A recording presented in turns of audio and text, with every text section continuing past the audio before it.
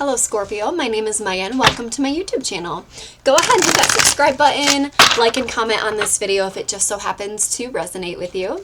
Today we're going to go ahead and take a look at the person that is on Scorpio's mind. My readings are typically for Sun, Moon, Rising. Let's get into it. What is going on with the person on Scorpio's mind? What's happening?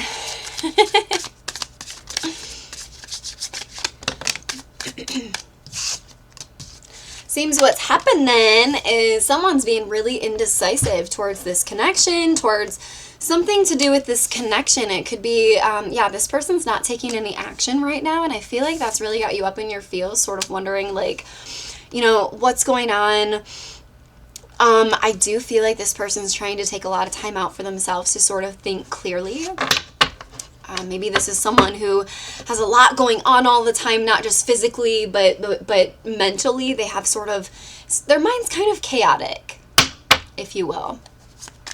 They could also be somebody who speaks their truth, no matter who they're going to hurt, who they're going to affect. That can be a good thing and a bad thing. It's good to hold boundaries, but it's not so good when we hurt people's feelings or directly implicate ourselves for bad karma.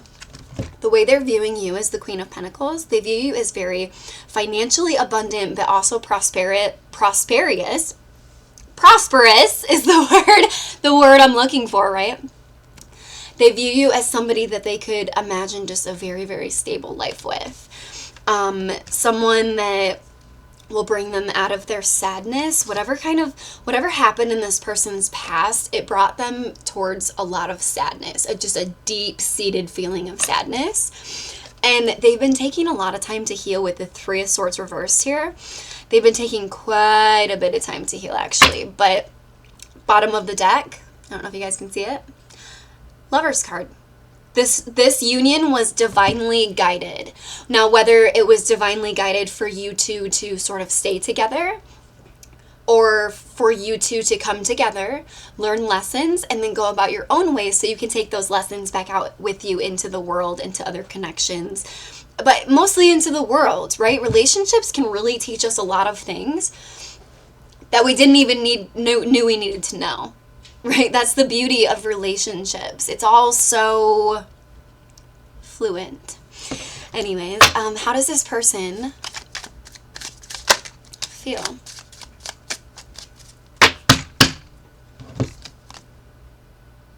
This person feels like they're under a lot of stress and pressure that they're trying to work their way out of, but they're finding it really difficult because, like I said, they're healing from a past experience that really kind of traumatized them, and they're trying to be good enough for you. They're trying to come out of this sadness, be good enough for you, but it's coming off to you as indecisive energy. And I feel like you're not really digging that.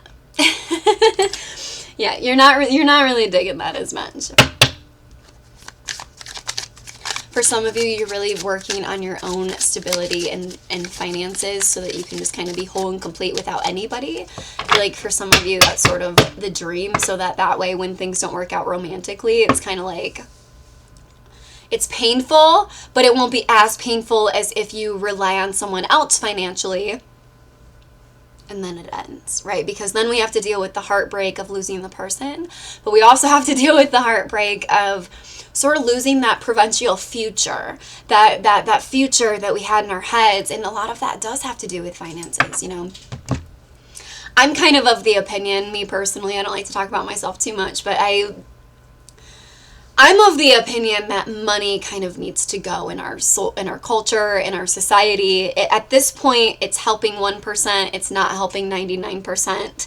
In what kind of a world is that, where we're the billionaires, where all these elites just genuinely do not care about kids that can't eat and kids that don't have a home? You know, at some point it just goes right into greediness, but I digress. Anyways,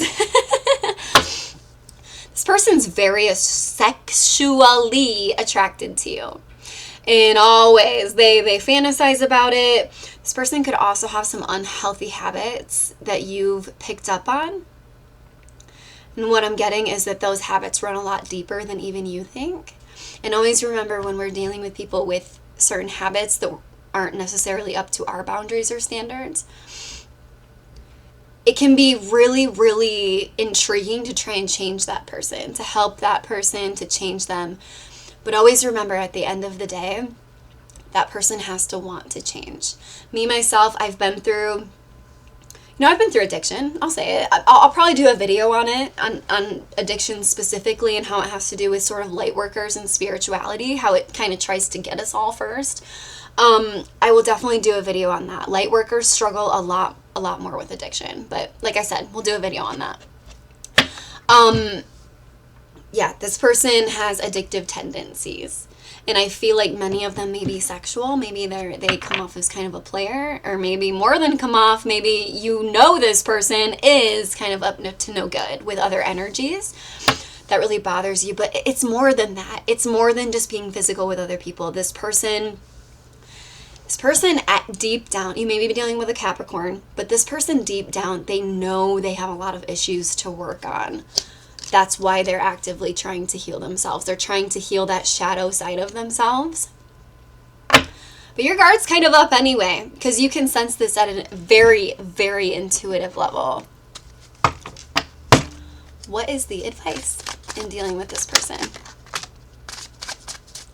Okay. The advice in dealing with this person is understand that this person may not be the person to give you, can you see that? To give you everything that you've ever wanted in life. This person may not be the person that's going to be there for you financially, new beginning wise. They may just not have that energy about them. You could be dealing with a Taurus with this Hierophant card. I feel like this is something that you really, really wanted to manifest with this person, but something I learned recently actually is you can never manifest a specific person because we all have free will. But what you can manifest is a connection with all the little details that you specifically want. But it's really, really unhealthy to try and manifest one specific person, because if you think about it, that specific person has things going on that you can't see. Past experiences, their own life, all their life experiences, but they also have things that you can't see, like, it could be anything, but there's like unknown karma with a lot of people that we don't even know, recognize, or see. And essentially by being with them, sleeping with them, whatever it is, you're taking on that karma. So a lot of times when we really, really like someone, but the universe is just not quite making it come together, a lot of times that's divine protection from this person, because they are not healed to the place where they need to be for you. So that is what I have. Hit that subscribe button, and I will see you guys next time.